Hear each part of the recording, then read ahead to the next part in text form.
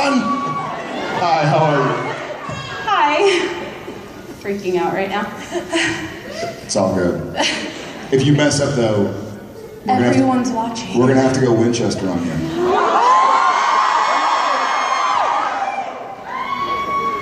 Okay, my friends and I crafted the... Don't blame your friends. My friends come in.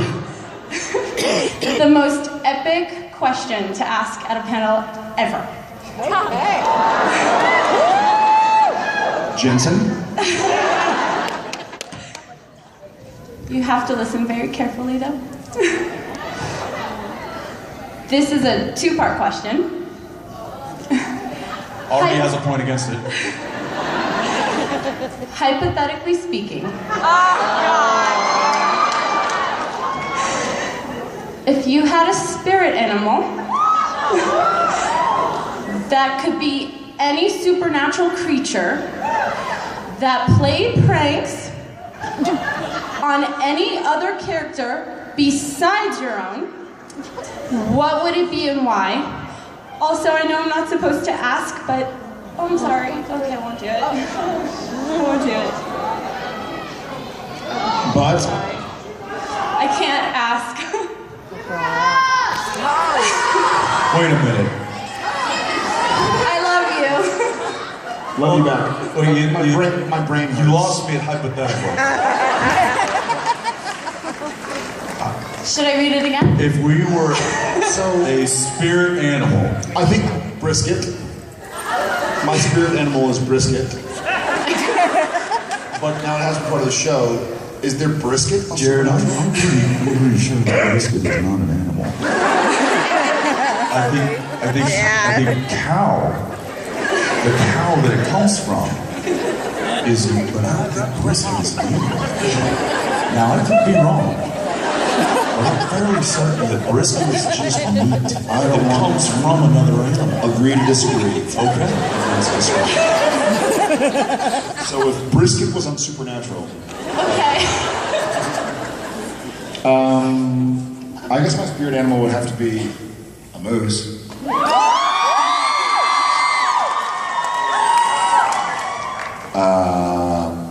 And it's on Supernatural, and it has to play pranks. Yes, but on no other character, not your character, sorry. Every character besides yours. So who is the animal, and who do I play pranks on? I guess. However you want to take this. I still have yet to properly break Jim Beaver, so I just need somebody somehow to film a scene with Jim Beaver and make him crack. So that would be my answer. I would want somebody who could get Jim Beaver to crack. Okay. Thank you. I would be a skunk. You would. But like the Pepe Le Pew version.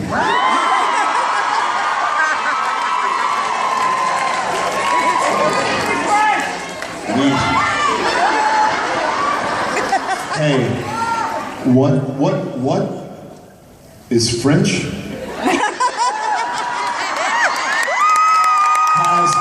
has two thumbs and plays a cartoon skunk.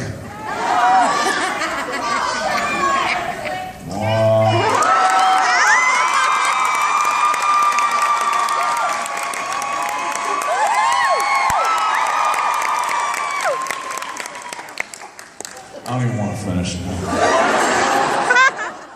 It's a skunk, you don't care.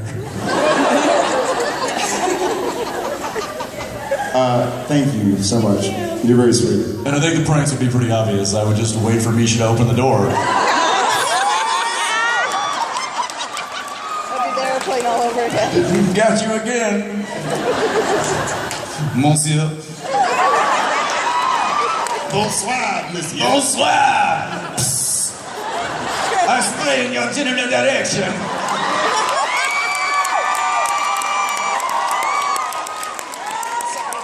Or as Jared would go, Hi. Hi. Hi, I'm Rachel from Tampa, Florida. All right. And I'm her sister, Emily. From? Same place, I'm her sister. live in the same house. So our question is, so like the first years and seasons of Supernatural, they weren't too popular. So like, Whoa, whoa! well, I mean, with the view, you didn't have a lot of views. It wasn't going well. Whoa! Wait a second. How old? Yeah, let me ask you a question. How old were you when the first season of Supernatural came out?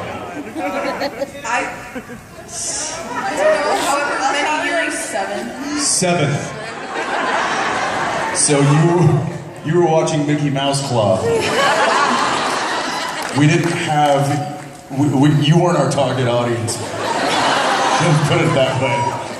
Although there were a couple kids out in that audience that were pretty badass, I gotta admit. You know who you are. Alright, and so the actual question was, when did you first realize it was becoming big, and how did you guys feel? When I was standing in line at the airport, and this guy in a suit and a business roller bag was standing in front of me waiting to board the plane, and he turned around and he goes, "Oh man, hey, aren't you that guy that used to be on Supernatural?" And I said, "No, I'm the guy that's still on Supernatural."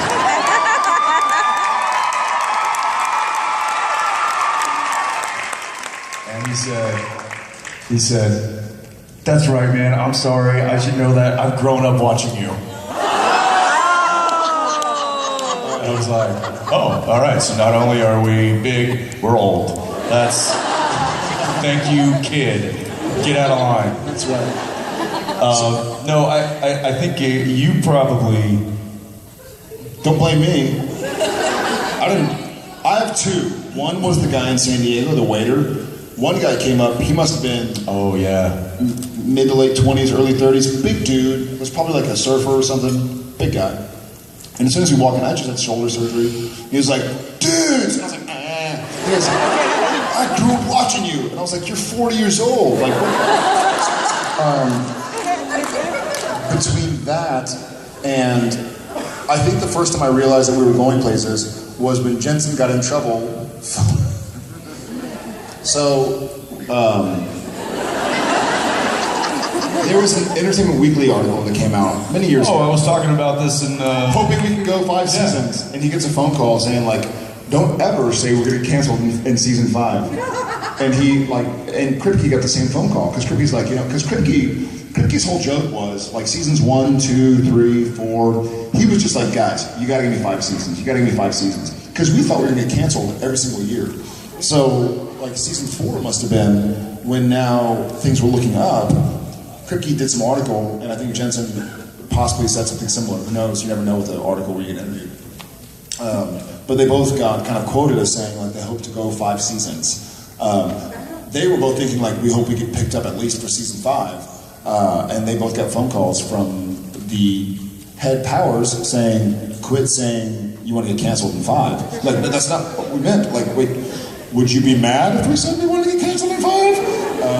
So I think we realized then that we might have some staying power. Thank you.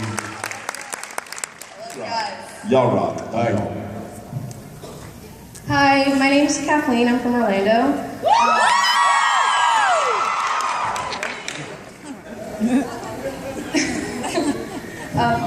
Yeah. Orlando's not a state, it's a city. Orlando's a person! Tallahassee.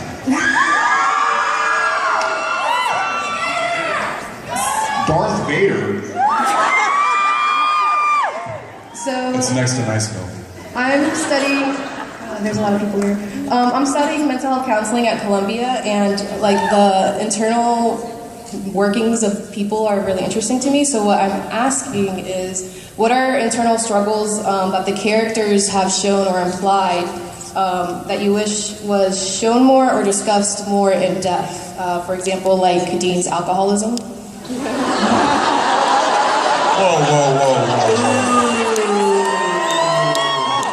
Whoa. Yes. Just because he likes to continuously be slightly bent all the time doesn't mean Yeah, that really never got touched on. And I think we've gotten away from that in recent years, but there was certainly a few seasons where it was specifically talked about being over the top.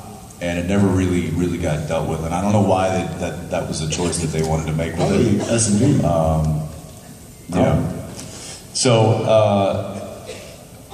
I think there's a lot of. I mean, the great thing about being on a show for as long as we've been on is that we've been able to explore these characters a lot, and we've been able to peel a lot of layers off and expose a lot of depth, I think, to these characters, and we've seen them go through a ton, and that, you know, those experiences ultimately reveal a lot of different characteristics. I was talking about this in the meet and greet this morning. The fact that the dean has a hard time asking for help, and where that really stems from, and why he feels like he has to shoulder it all the time instead of asking his brother for help, and that he has a really hard time doing that. And I'm always interested because I know people like that. I know people that just they won't admit they're wrong and they won't ask for help, and that's an interesting quality to me. I don't know. That's one. Yeah, I agree. And he said something that we never really got into, Dean's alcoholism or whatever the thing was. And I think what occurred to me just while he was explaining a lot was one of the really neat parts of Supernatural is that we've seen unlike any other TV show that I can think of, we've seen so many facets of these characters, of Sam Winchester and Dean Winchester, that they've embodied everything. They've embodied alcoholism, they've embodied sociopathy, they've embodied a lot of bizarre characteristics, but their overarching message is the same. They're trying to help others, they're trying to help each other, they're committed, they're loyal. And so I think wonderfully, as opposed to focusing on Sam was addicted to demon blood, or Dean had an eye-opener, or they killed a bunch of people, or whatever, it's focusing more on who they're trying to be every day. So I think I'm all right with what's going on. Thank you.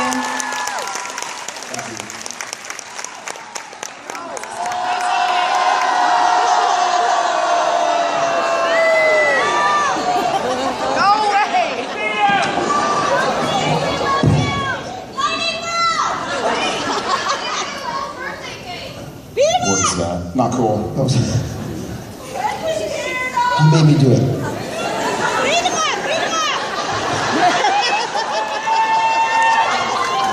Hey Billy, did you get a piece of your birthday cake? Yeah, I didn't think so. Jared? Richard, Jim. turn around.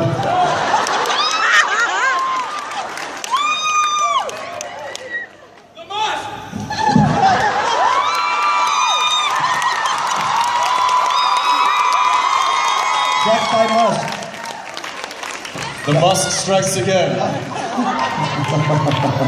So beautiful!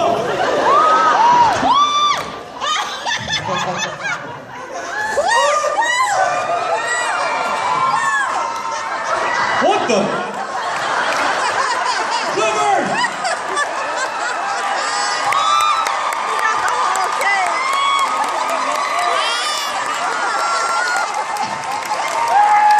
Somebody stop that moseying man! Just flaunting it too. I'm pretty sure you're supposed to have a beard if you're eating that cake, right? Yeah, it's for beards only, as you can see. Right. There's evidence. All right. What are you guys doing out here? We're just gonna hang out. He's like, You can answer. You can ask that question. We're just gonna. What? Okay. I think we've got a question over here. Yes. Hi. Hi, my name is Cookie. Woo! Yeah! Come on! It's Cookie! I love cookies. I love you.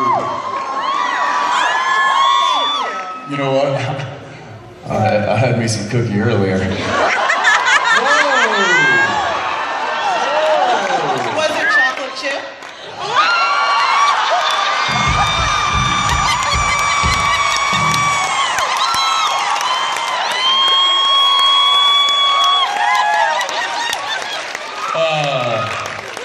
It was Oreo.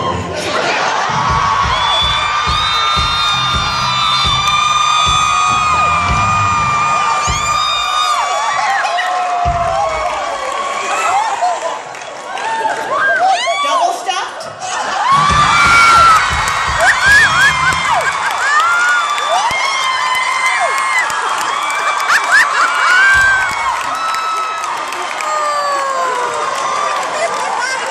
I gotta tell you something, guys. Point goes to Cookie.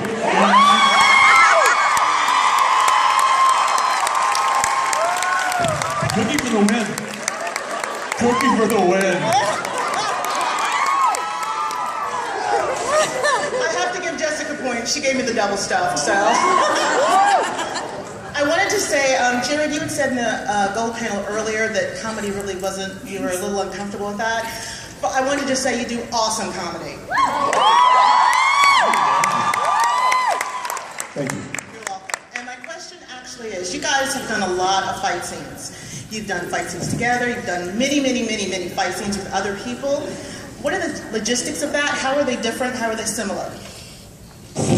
Well, due to the fact that he and I have been working together for so long and have gotten and had a lot of fight scenes, he and I work together very well.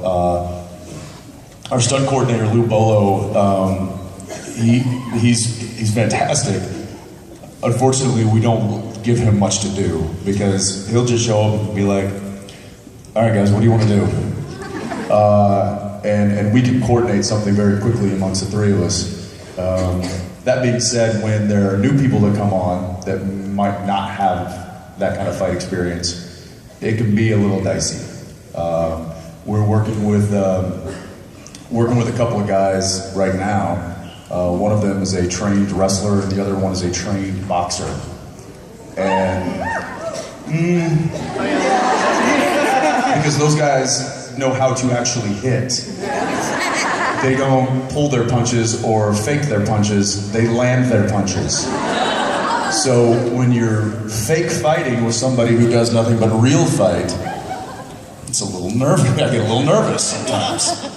I think also what occurred to me was because I've recently viewed a fight scene that's going to be airing sometime in the near future. This fight scene took about a day to film.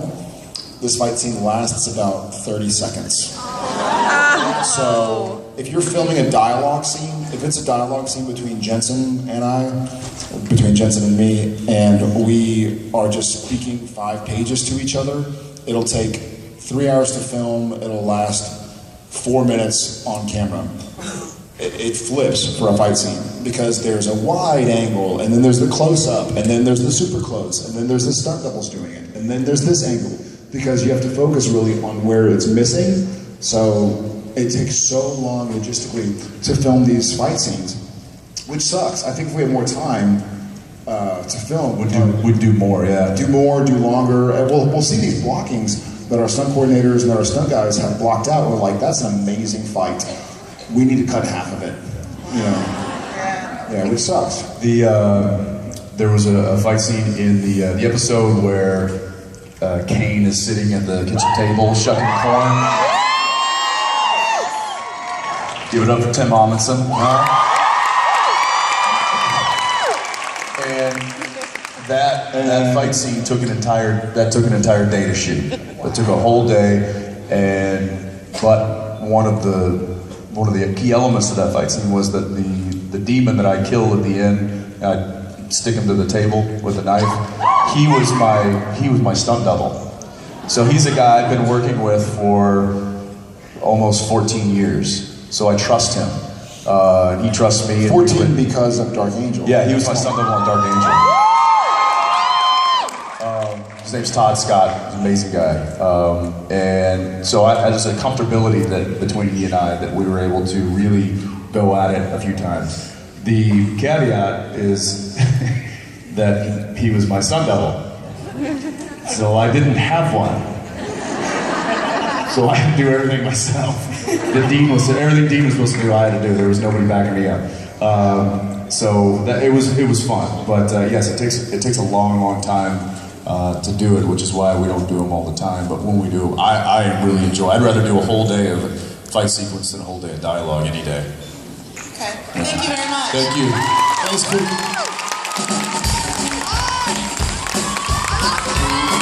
And I believe that brings us to our last question of the afternoon. It's the last question. Our last question. It's the last question. There ain't no more. It's the last question. It's the last question. Hey! It's the last question. It's the last question. It's the last question. It's the last question. It's the last question. It's the last question. Last question. Let us go. Hey! Let us go. Let us go.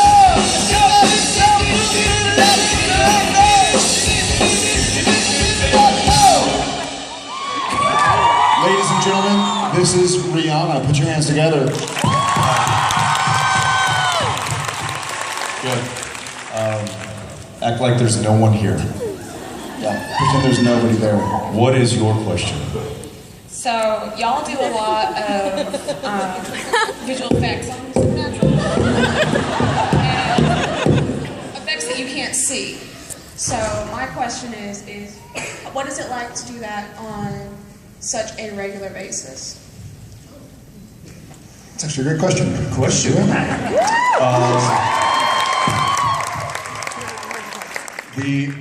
The effects have changed incredibly over the past 11 seasons. For the first few years, we had a giant part of the stage as a green screen.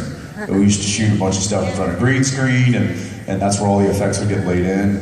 Now, because technology has advanced so much over the past decade, we don't even need that. So we can just be on a regular set, doing a regular scene, and the effects people will come in and be like, yeah, so basically what's going to happen is the smoke is going to come in through the vent, and it's going to go here, it's going to go into the body, and they're going to scream, and it's going to go lights, and then this, and then that, and yeah, that's what's going to happen. We're like, okay, thanks for the explanation, that's what we'll do. And so, once we understand kind of what they're going to do, then we just have to make believe. And logistically, it's also, if you're doing a scene with someone who's not there, then you see how you reacted? Now pretend someone's falling into you. Exactly. It's really difficult. My point is that if you're doing a scene with something that's an X, because it's a monster that doesn't actually exist, and they're like, and you're scared, you're like, Whereas if you're doing a scene with somebody that's an actor, and they say, how dare you, and you say, well, because I had to, and how dare you, then there's reaction, right? So, conversation, there's like, I'm asking you a question, you're answering my question. If I look angry, you respond in kind. If I look kind or humorous, whereas responding to something that's visual effects. Okay, and now the car crashes, and you're like, it's odd. So you really have to commit to what you're doing. A scene that like Sam and Dean are together talking in a motel room, it's easy. He talks, I listen, I talk, he listens, we respond off each other. But if you're, in front of a green screen, they're like, okay, and the monster's coming to get you. You're like, So it's a lot more difficult to shoot. I really hope I see you do that jump in an episode when a monster's coming to get you. He did do that once. He did do that once. It was during the French Mistake. We were filming the French Mistake. And, no, I'm not kidding. There was a bowl of blood that Balthazar was painting the sigil on to throw us through the window, right? And it was right there, and Sebastian got his thing, he's doing his thing, and Jared and I are standing right there next to the couch, and the bowl just starts to slowly tip. And it tips slowly, very slowly, and I'm looking, Jared's standing right there. All he had to do was just go like this. That fast, too, just. Instead, we both look at it, I'm like, is he not gonna, why is he, and it topples, and he goes like this. Huh? And immediately he turns to me and goes, I always hoped I wouldn't react like that. Very true story. Very true. Thank you very much. Thank you, Rihanna. What was the last question? The last one was the last question. You did it, it's over. What was the last question? You did it, it's over. What was the last question? It's the last question. It's the last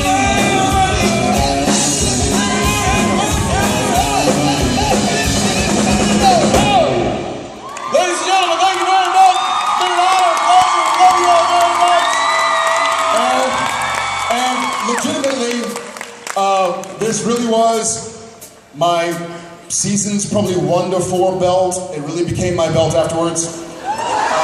It is being auctioned off to the charity of birthday boys' choosing, so at some point in time today, don't miss it, going to a good cause.